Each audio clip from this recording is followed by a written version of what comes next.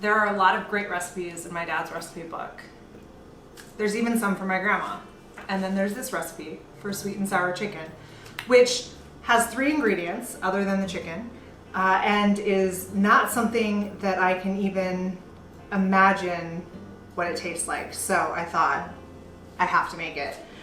There's 3 ingredients in the sauce: whole cranberries, Catalina French dressing, and 1 pack of Lipton onion soup mix, specifically called out Lipton. So I don't know if perhaps some of these may have tasted differently in the past based on recipes changing and marketing changing, but I did my best. I got the brands that were listed, and we're gonna try to make my grandma's version of sweet and sour chicken.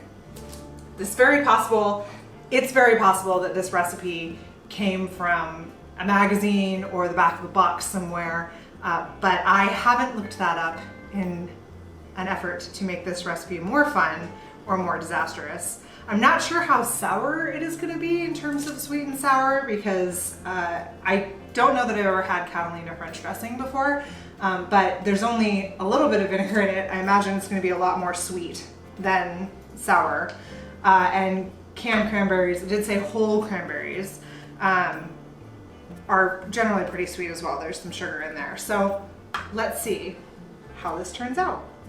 So the recipe reads: sweet and sour chicken, 1 can whole cranberries, 1 bottle Catalina French dressing, 1 package Lipton onion soup mix.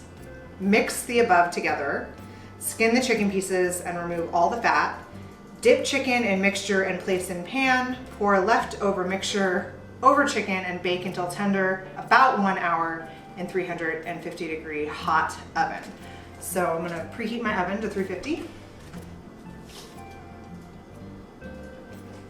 And in an effort to not waste a whole lot of food in case this turns out disastrous, I'm only gonna make 1 chicken breast and use about half of the ingredients to make the sauce. I don't know how much chicken you actually would use because it doesn't say on the recipe card. It just says chicken in the name of the recipe, and then also skinned chicken pieces. So I'm not sure how much chicken's actually supposed to be in there. But we're gonna go with 1 chicken breast because I feel pretty confident that despite how it turns out, I will be able to eat 1 chicken breast worth of this recipe. So, whole cranberries.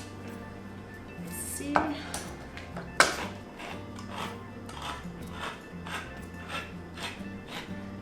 I don't know, man. I have to get whole cranberry sauce. I may have messed up there. Maybe, you know, I didn't see anything that said whole cranberries. And it's not cranberry jelly per se, because that one doesn't have whole cranberry pieces in it. So, you know what? I have no idea. Maybe I was supposed to get something that was just cranberries, but we'll see. See, this looks exactly like cranberry jelly to me, but it's not. So we'll put about half of that in there. And then Catalina dressing. All right, so let's see. So this has tomato, puree, sugar, soybean oil, blah, blah, all that in there. Tomato paste, dried onions, vinegar. So let's see what this tastes like.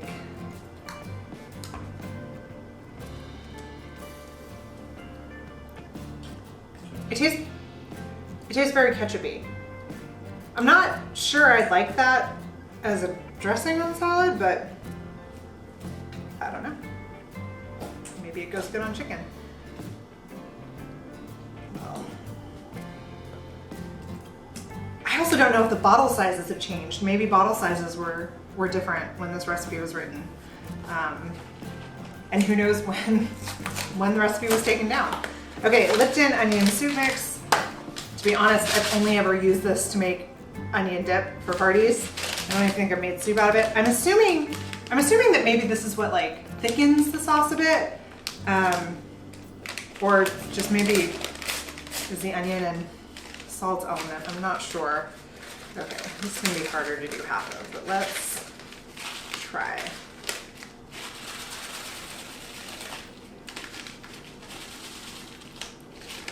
That's about half, I'm gonna say. And I am just, no, I was gonna use a whisk, but I'm just gonna go ahead and mix this with a spoon. Well,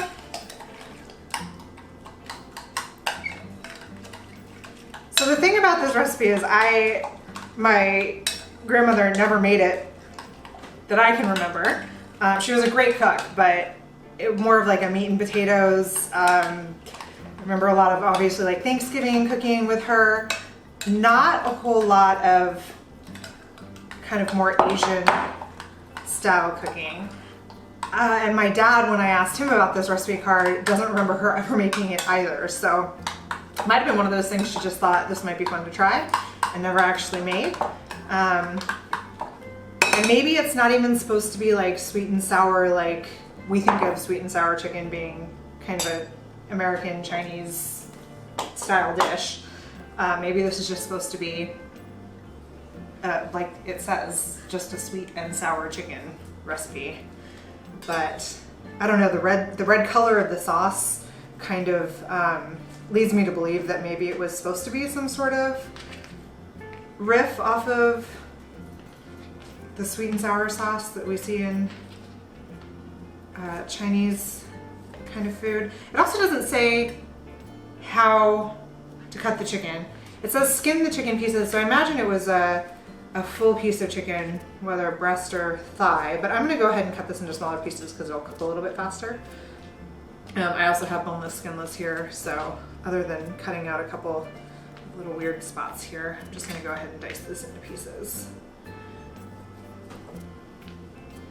And I don't even feel like this is much of cooking, it's more of assembling. Okay, so the sauce doesn't actually smell bad. Like the dressing kind of just makes it smell very tomatoey. And then you have the onion soup mix really does make it seem savory.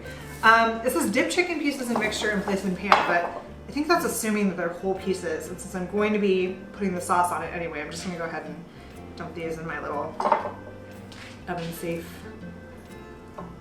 here. Wash my hands, clean hands. And I'm just gonna go ahead and pour this over. So let's take a look here. This also feels like too much sauce for the amount of chicken I have in there. Let's go all in. So I don't know what else I would use this for. Alright, so I'm just gonna mix that together. So I think personally, I would put this in a pan maybe and do it on a stovetop and see if you could get like almost a little caramelization from the sugars in there, but since the recipe calls for it, I'm just gonna go ahead and pop this in the oven.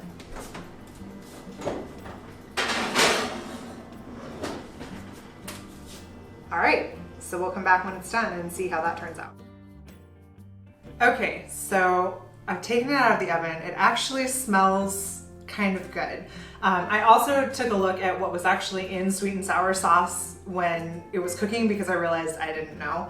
And a lot of the recipes call for ketchup, brown sugar, vinegar, and then cornstarch. So I guess that's really not that far off from the things that are in the dressing. And then having the onion soup mix kind of adds a little bit of a savory element to it. So probably closer to a Chinese-inspired Chinese-American inspired dish than originally I thought. I think I would still probably do it on the stove. This just seems like a little too saucy, but like I said, it kind of smells good, and we're gonna see how it tastes. So get a piece here. It's still really hot.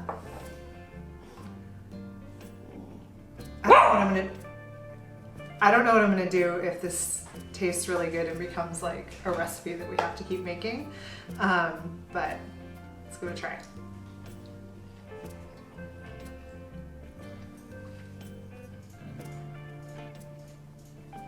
It's not bad. The chicken is really tender, and the sauce isn't overpoweringly sweet I thought it would be. I am getting like a lot of like the onion soup mix, so if I made this again, I think I would probably do a little bit less. And I think finding, if you could find like whole cranberries in a can without the jelly bit might make it a little more tart. But overall, I'm kind of surprised. It's not bad. And now I'm going to make a couple other people eat it and see what their opinion is. So I'm gonna call it my grandma's sweet and sour chicken. I will look up later and see if it's actually a recipe from somewhere. I have a feeling since it has the dressing in it and called out by name, it's probably from somewhere. We'll see if it's recorded on the internet. But it's grandma's sweet and sour chicken is not bad.